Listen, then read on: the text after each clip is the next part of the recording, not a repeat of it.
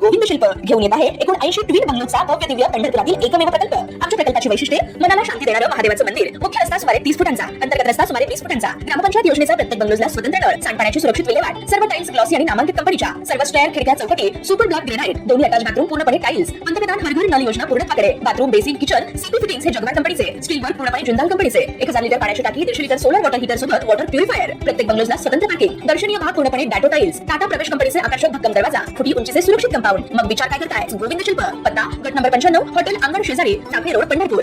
नात्याला काळिमा फासणाऱ्या धक्कादायक घटनेने छत्रपती संभाजीनगर हादरलं।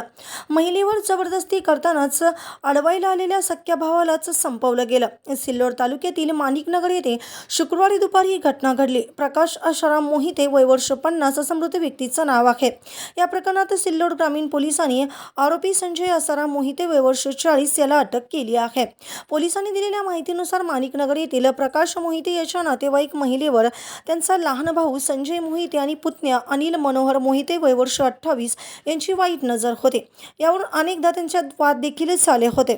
शुक्रवारी घरात कोणी नसल्याची संधी साधून दोन्ही आरोपी घरात घुसले, तसेच महिलेचा विनयभंग केला। प्रकाश यांना ही बाब समजली व त्यांनी महिलेला वाचवण्याचा प्रयत्न केला, मात्र दोन्ही नराधमांनी प्रकाशांना मारहाण सुरू केली। त्यांच्या छातीवर बसून बुक्क्यांनी मारहाण सुरू केली। या मारहाणीत त्यांना हृदयविकाराचा झटका आणि जागेवरच त्या जीव गेला। याबाबत पीडित महिलेच्या तक्रारीवरून सिल्लोड ग्रामीण पोलिसात मनुष्यवध आणि विनयभंगाचा गुन्हा दाखल करण्यात आला आहे। पोलिसांनी तातडीने तपासाची चक्रे फिरवीत लहान भाऊ संजय मोहिते याला अटक केली। शनिवारी रात्री भवन परिसरात सापळा रचून ही कारवाई करण्यात आली। आरोपी अनिल मोहिते याचा शोध सुरू असून दरम्यान वाईट मार्गाला जाणाऱ्या भावाला अडवल्याने मोठ्याला जीव गमवावा लागला। या घटनेने परिसरात हळहळ आणि संताप व्यक्त होतोय। पुढील तपास सुरू आहे।